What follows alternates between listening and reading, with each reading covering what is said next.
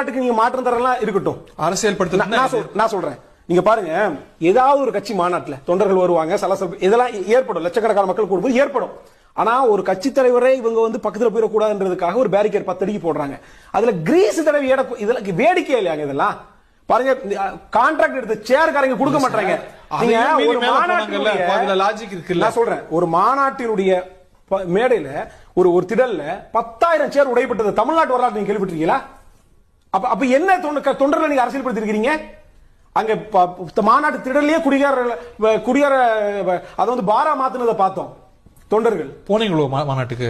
நீங்க உங்க ஊடகத்தை எடுத்து போட்டீங்க, தந்தி டிவி எடுத்து போட்டீங்க, மத்த ஊடகங்கள் எடுத்து போட்டீங்க. அப்ப தொண்டர்களே அரசியல்படுத்த மாட்டீங்க. இங்க நடத்துறாங்க சிவானந்தா சாலையில. இங்க என்ன இது? எல்லாத்தையும் பேரிகேட் போட்டு உடைக்கிறாங்க, சேர் போட்டு உடைக்கிறாங்க, சென்டர் மீடியா போட்டு உடைக்கிறாங்க, எல்லாமே. அப்போ உங்களுக்கு தொண்டர்கள் நீங்க அரசியல்படுத்தல, நீங்க தமிழ்நாட்டுக்கு மாற்றம் கொண்டு வர போறேன்னு பேசுறீங்க. இது வேடிக்கை.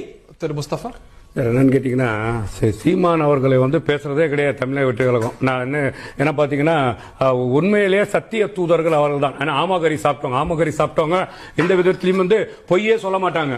பிச்சை எடுத்து தான் கட்சியை நடத்துறாங்க. நான் சொல்ல, சீமான் சொன்னார் சார், நீங்க தவறா நினைச்சுக்க போறீங்க. உன்னை பிச்சை எடுத்தா நான் நடத்திட்டு இருக்கேன். எவ்வளவு பெரிய கொள்கை தெரியுமா? அரசியல்மயமாக்கப்படல, கீழே இறங்கி ஸ்டேஜில் இறங்கி மக்களை போய் டுங்கு டுங்கு டுங்கு குத்துவாரு. இவர் தான் அரசியல்மயமாக்கப்பட்டவர். தலைவருக்கே அரசியல்மயமாக்கப்படலையே. தலைவரே சட்ட ஒழுங்கை சிதைக்கிறார், சட்ட ஒழுங்கை ஒதுக்கிறார். நீங்க சொன்னீங்களா இல்லையா? பேசும்போது பேசாதீங்க. இன்னொன்னு சார், இந்தியாவிலேயே 15 லட்சம் பேரை வச்சு மாநாடு நடத்துற ஒரே பார்ட்டி நாம் தமிழர் தான். தெரியுமா உங்களுக்கு?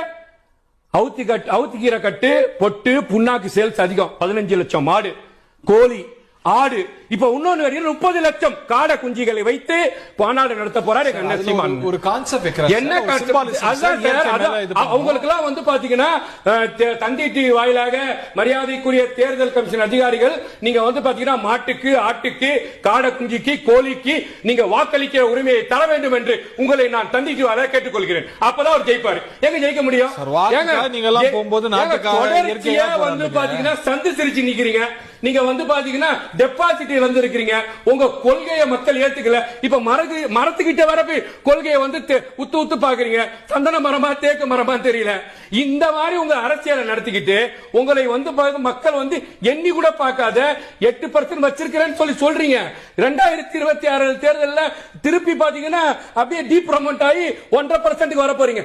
அதோட கொதிப்பு தான் இது கொதிச்சிட்டு இருக்கிறீங்க. இதுதான் நாம் தமிழர்.